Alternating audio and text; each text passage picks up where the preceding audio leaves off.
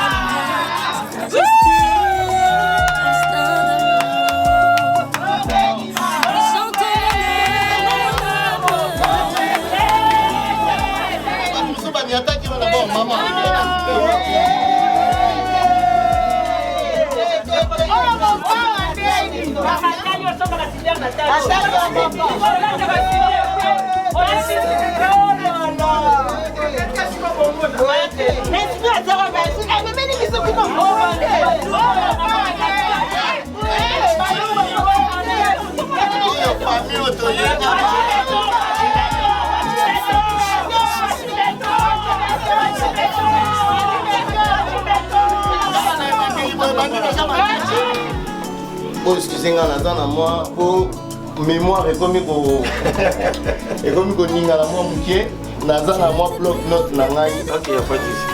Voilà. Donc nango pardon. Bon, excusez-moi, na moi téléma. Il n'y a pas de souci. Ça plus à l'aise vraiment sur la télé. Libre.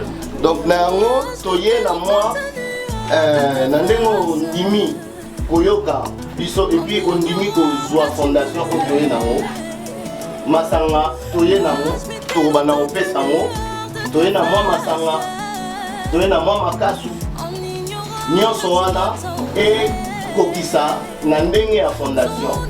Après yo moko nde okoyebisa biso soki ondimi vraiment makambo nyonso toye nango ou pas. Après to continuer étape pour voilà. Donc là on ramène toute la boisson.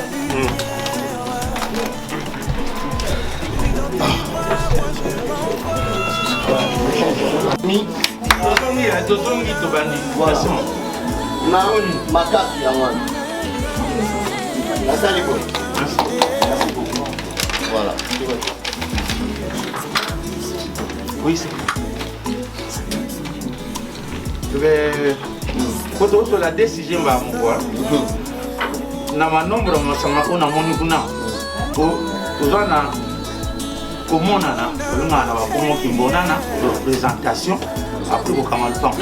En ce qui concerne masanga c'est bon. Na kuna décision sont balé. Mais faut na kamalpan tozanga awa na limite sur aux qui conseil panani. Mais avec ce conseil à ma vérité mais le gezangi. Au kamalpan les aga déjà awa pour ils ont bon makaswa, bon makasi za na sécurité. Voilà. Makasi pesa na montanti, bon makasi za dio. Vous validez, c'est pas grave. Mais dans tout cas, il y a un camalpan proprement dit. D'accord. Enveloppe un camalpan proprement dit. Et puis, il y a un super was. Ceux qui ont la capacité, il y a un costume qui capacité de gros ala. Donc, il y a un super was. Dans l'enveloppe, il y a un camalpan. Après, tu passes à autre chose. Ok. Ok, je peux prendre la parole. Il n'y a pas de souci, je te le donne. Merci beaucoup. Ça enveloppe. Pardon.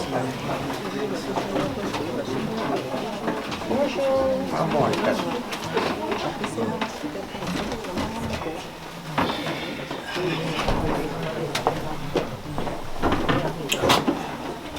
C'est bon. En tout cas, encore une fois, la télé, maman. Non, il n'y a pas de souci. Voilà, donc, nayoki maramna subo ebisi biso. Nayebi ndeni na rolo bango, mais au fait, nayebi que biso nyonso ndengo lobaki ngana kamene na maloba ne to banai ni bande. Ordre moko bo eza établi que mutu moko aza choisi côté moko alobana mutu so aza dysfonctionnement. Mutu alobi kotoyo, mutu alobi kotoyo. En tout cas, tungisi biso mo mukie. Parce que ceux qui sont bons dans ce cas, biso pe batmusu baza peut-être d'accord te ba rope ba bande loba. Mais ngana se ramener na ndengo loba ni bande. Donc na obanda ki yango ezalaki vraiment bien en tout cas na osenga s'il vous plaît. Et continuer à ndengo. Ça c'était la première chose. Il faut voir que acte totali opposé est symbolique. Na boité que montant il faut être quand même considérable. Mais il ne faut pas tout le monde dans l'esprit nabiso que c'est un symbole. Dans le cadre d'un symbole, babenga biso ana le poto tolobara 1 euro symbolique. Ok? Biso ndenge bo yambai biso tout à l'heure, tozali bato afati béton. Je pense que vous comprenez. Bato afati béton. Biso pana biso babalaka mwasi na 1 euro symbolique. Voilà. Toyebi makambo nyonso te. Eza vraiment wana zo bisabino yeux dans les yeux.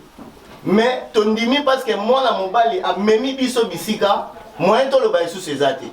Sinon tango ya obenga biso policier. Voilà, papa la ngai alingi te, il ne veut pas, j'ai les droits. Je le redis encore, c'est symbolique. C'est une valeur symbolique na français balobara 1 euro symbolique. Et ça, il y a un monte rosalake, tout on a ba immeuble, ou bien il y a un monte rosalake, ba vie n'a pu se changer.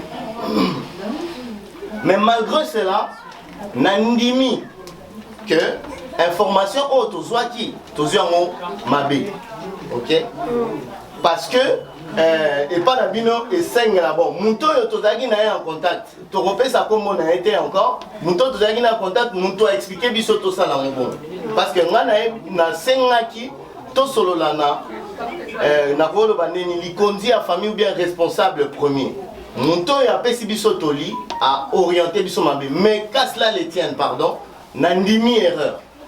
Nandimi que l'ipouta il fallait que pesa. Adage musu se le barani mbongo libala et si là. Les ali fondation, la fondation na robo ça na rotia ata brique moko na fondation, mais erosala te que lobi na ngwa vala banotia mur na zongisi na no brique wana après na bakisi mur mususu. Voilà. Et puis la dernière chose na mbongo o sengi biso na oyo pona kokanga ngol bango yango to bakisi na mo muke o to zalaki na ngo encore une fois symbolique yango to bakisi to koti na kati ya enveloppe. Voilà, merci beaucoup na déposant awa na salut. Voilà. Merci. Merci beaucoup. Merci pasteur. Oui. Nous avons fatigué béton, mais côté de moi, nous avons moi. Parce que nous avons fatigué béton et puis nous avons symbolique qui est mon boulot. En plus, au moment où place au mboka au Kéili, babine la nenga mboka no Kéili. Tout à fait. Biso wato ya mbabino. C'est pour ça que moi ya mbayo, comme la savon nenga bino au salé là. C'est comme un problème.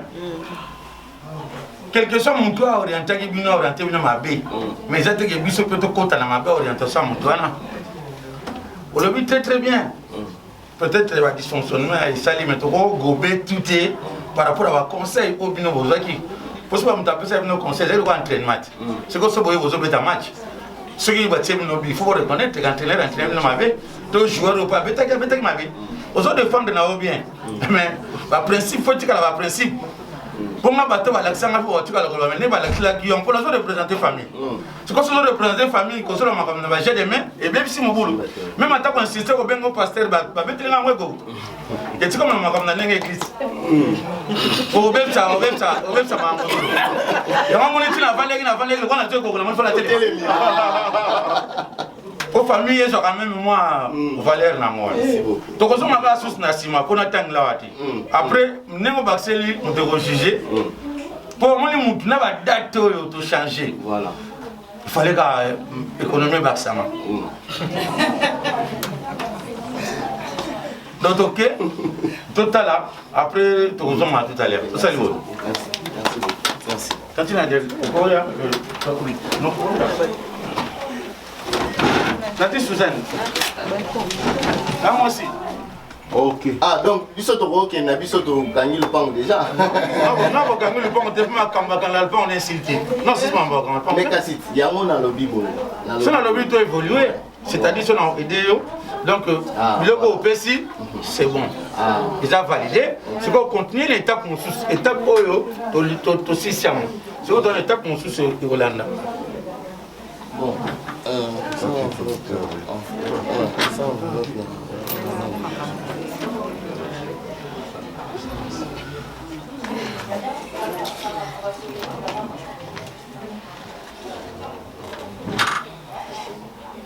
Bon, en tout cas, pour Nabiso, tout à l'heure, bon, peut-être pour vous aider, nazo comprendre bien, parce que n'a pas Koto, c'est bon. Après, il faut qu'aucun nous soit fiancé, peut-être. Couper son bon ticket, peut-être qu'on a soit fiancé. C'est ça.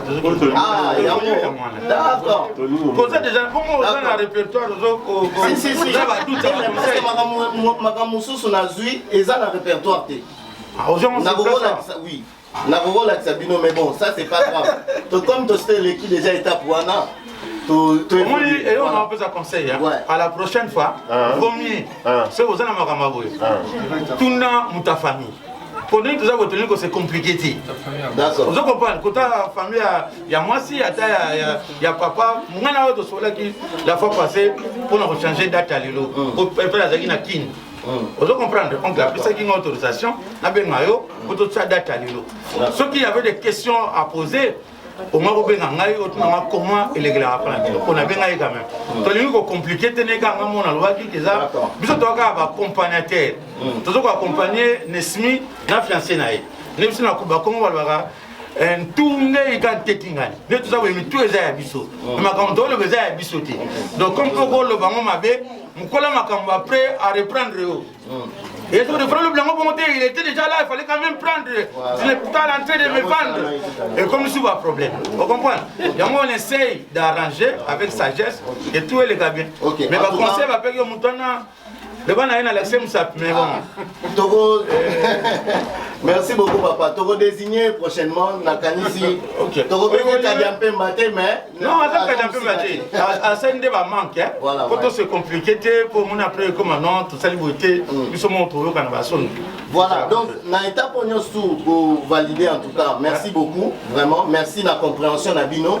Naebi que pour Nabino, moi, élément, moi, Kokoso et Salami, mais Bondimi. Donc, merci vraiment pour Nango. Yango, pour na ticket à moi aussi. Ticket, ce qu'il faut que ça va t'attendre moi aussi directement. Ah, d'accord. Ok. Yango, pour na ticket à moi aussi. Enveloppe, il y a ticket. Yango. Mais, batata moi aussi, et ça toujours symbolique.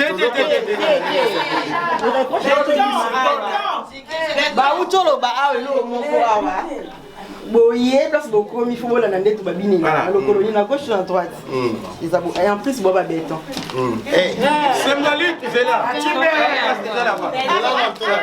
symbolique na coutume et moi l'accepter aux 50 €. 50 € c'est bon la ticket. Non 50 € c'est bon la ticket. La ticket c'est bon. C'est bon la ticket. Na la loi ma quand même ça. Ce qui la ticket 50 € c'est bon. C'est bon. C'est ça quelle est la loi. 50 € la ticket c'est bon. Mais beaucoup monsieur Fatim Betonté.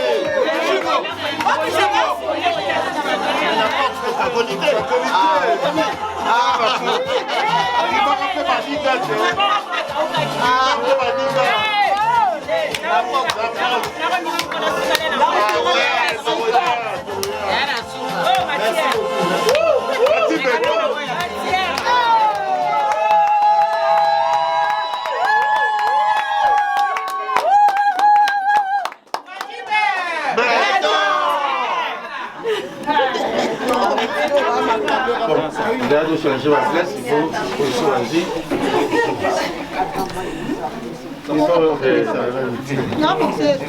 La taille moulay comme ça, tu as genou, tu es normalement aux hommes comme ça, la main va genou pendant. Donc comment me ça n'a une église va assembler là où faut vendre. Ah bon vendre. Non, ça est place, il faut le voir. Non, tu vas c'est pas grave. Si papa enveloppe on a aujourd'hui que aux yeux tous acte nous sommes toujours accompagnés au Ghana plus d'avoir conseil mais souvent la vie c'est ça aux accords et donc nous avons engagement si que papa joie enveloppe na masanga ba elio au plus au sous enveloppe après au fond dans masanga na telio ah au teli papa au pesier que mais la masanga za la vient na kimia mutali boso pe asuka na la biso prendre la scène biso motuti to el boso biso ye ezala yin ezala esali nini o passer bazana fo bankatla yo biso to ya so kuna ti ozi engagement wana bisi papa ozo pesi enveloppe mamo so na lobi mingi yo ko resume na yo tomati voli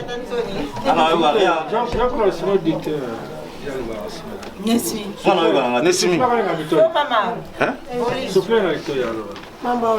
Papa, shop enveloppe yo. Mobile nanga fiancé nanga on a la kisi yo lelo. Fiancé nanga la kisi. tokende na eti mokola libala na ovanda na eti na ti mokolo liwe kokabula biso papa zwi après otie susu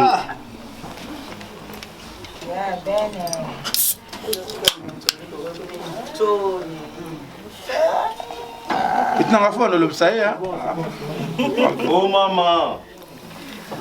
mela masanga oyo papa ekita kenda na libumu osanza moto. Merci beaucoup. Merci. Bon, Nesmi, avant d'amener Massango, on a quand même à moi un petit mot.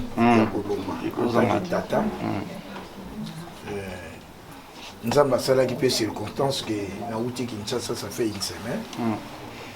Il est vrai que l'air n'a bien qui petit frère n'a papa n'a yo n'a bien mais n'a zonga puis tout ça qui est dans ma tanga n'a bien mais qu'est-ce que tu dis? Il dit mais yaya si n'a yebisa yo on est à ma kamuna yo dans moi na yo n'a bien mais non dis-moi quand même un mot avec les mots que je vais te dire si n'a yebisa mon Nesmi n'a pas la bakoko donc Otis Nestor Otis Pokoti Kembo mon petit frère. Il est vrai que Oya Lelo est la première étape. Donc, nous avons aussi un bokilo langay. Vraiment, futur. Et Bandaka, bon. Bon, Bandaka Lelo, nous avons bengé nan. Nous avons bengé kaka bokilo. Donc, nous avons honoré du saut. Nous avons eu le minité.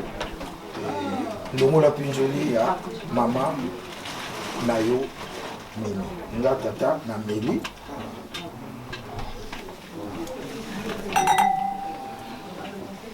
Donc, Wutankento, Wutayakala.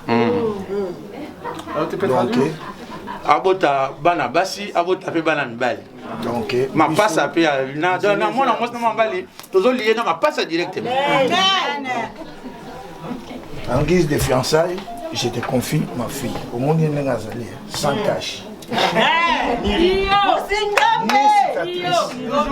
Donc, on va tout compter en Sagana.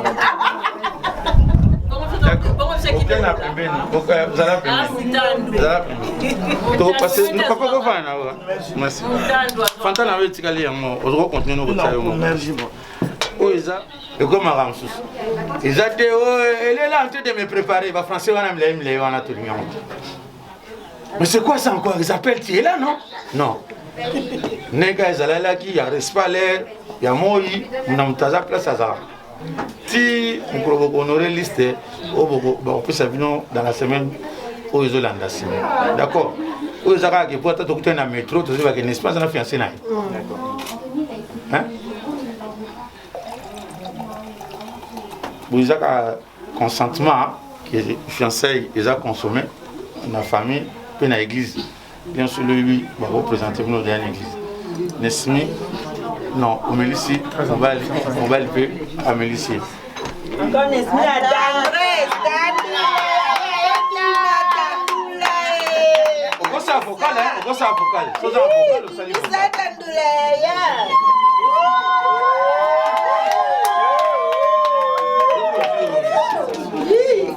Au Mélissie, ce qu'on a vocal, on salue petit pour qu'on ait l'intimité. En live. A cappella, Je t'ai fait boire la boisson. On s'est croisés, je t'avais dit que je vais t'honorer si Dieu me prête encore vie. Amen. Aujourd'hui, Dieu nous a prêté vie, nous sommes là ensemble. Amen. Je t'ai fait boire cette boisson.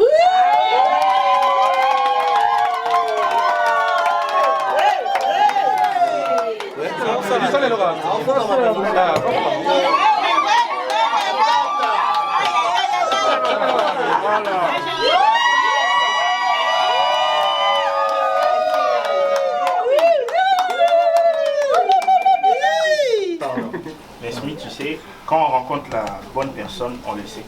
Et le jour où moi je t'ai croisé, j'ai rencontré la bonne personne. Et c'est pour cela que je t'ai passé cet anneau pour faire de toi ma fiancée. Amen.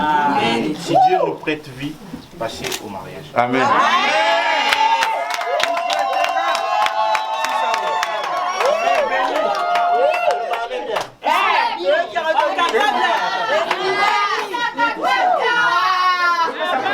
parole au pasteur Eric pour faire la prière, pour clôturer. Voilà.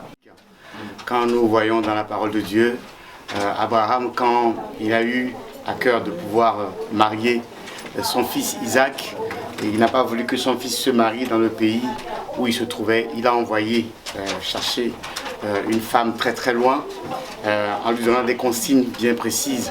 Et cet homme-là, étant arrivé dans ce pays-là, a fait un certain nombre de choses que nous sommes en train de faire en ce lieu, en donnant des cadeaux, en mettant un anneau au nez de la femme en question pour que cette femme-là, Rebecca, devienne la femme d'Isaac. C'est ce que nous voyons dans la vie de nos bien-aimés qui sont ici présents, très jolis et très, très beaux d'ailleurs. Ce n'est que le début, le commencement, le départ, le bon départ d'un grand voyage qui va aboutir à de grandes choses dans le nom de notre Seigneur Jésus-Christ. On dit les courses, généralement les courses, c'est le plus important, c'est le départ. Quand on a un faux départ dans une course, on peut être sûr que on ne va pas arriver le premier, on va se perdre en cours de chemin. Mais là, puisque le départ est bon, la suite également sera bonne et on arrivera jusqu'au bout. Je tiens juste à préciser que Nesmi et son fiancé font partie de la communauté évangélique Maranatha, communauté qui est représentée par moi-même ainsi que le pasteur Thierry, le pasteur Dadi qui a pris la parole très très brillamment, très très admirablement. Et beaucoup de personnes que j'ai vues ici représenter la communauté valablement, communauté qui est dirigée par l'évêque Jean-Claude Mosengo qui nous a mandaté de pouvoir non seulement voir ce qui se passe, mais confirmer, attester que ce fiançailles a bien eu lieu et est consommé comme Dieu, tu es le créateur de toutes choses et l'instituteur du mariage. Tu as dit dans ta parole, Père, qu'il n'est pas bon que l'homme soit seul. Tu lui ferais une aide semblable. Tu as vu qu'il n'est pas bon que Teddy soit seul et tu lui as fait Nesmi. Nesmi qui lui correspond parfaitement. Chacun de leur côté, ils ont fait un parcours. Ils ont suivi leur chemin. Mais au temps fixé par toi, tu as voulu que le chemin de Teddy puisse croiser le chemin de Nesmi. Et non seulement se sont croisés, mais ils se sont déclarés des paroles. Et ils se sont promis des choses qui sont en train de s'accomplir sous nos regards cet après-midi. Père, en qualité de ton serviteur, de ton fils mandaté par ton serviteur, l'évêque Mosengo de la communauté, je viens encore entériner et sceller ce qui a été fait en ce lieu au nom puissant de ton Fils. Selon qu'il est écrit que l'homme donc ne sépare pas ce que Dieu a uni. Tu as rapproché, tu as uni et tu as présenté, fiancé et fiancé au nom de Jésus-Christ. Nous le reconnaissons comme hommes et femmes pouvant faire un parcours jusqu'au mariage, éternel Dieu des armées. Pendant ce parcours, que ta main puissante soit sur eux. Pendant ce parcours, que ton regard favorable soit posé sur eux. Pendant ce parcours, que tout piège de l'ennemi soit déjoué sur leur chemin au nom de Jésus. Que tout charognard, tout vautour, tout charognard qui voudrait détruire ce mariage maintenant s'écarte de leur chemin au nom puissant de Jésus. Notre Père et notre Dieu, nous savons que dans le jardin, quand tu as ramené Ève auprès d'Adam, Adam a déclaré, voici cette fois-ci celle qui est os de mes os et chair de ma chair. Mais il ne savait pas qu'il y avait le serpent qui était en train de les guetter. Là où le serpent était en train de guetter ce couple qui est en train de se former, je viens déclarer à ce serpent, tu n'as ni part ni gain au nom de Jésus. La troisième personne qui a droit légal dans ce foyer, c'est Jésus-Christ au nom de Jésus. La troisième personne qui a droit légal dans cette union, c'est le Saint-Esprit au nom de Jésus. Et c'est la seule personne que nous autorisons maintenant. Nous n'autorisons personne maintenant dans cette union au nom puissant de Jésus. Père, nous reconnaissons comme il est écrit dans ta parole que ce qui est lié. De voir des rassemblements comme ça veut dire que Dieu est dans la chose. Amen. Ça veut dire que la main de Dieu est dans la chose et nous sommes dans la joie en tout cas. Est-ce qu'on peut acclamer pour eux vraiment?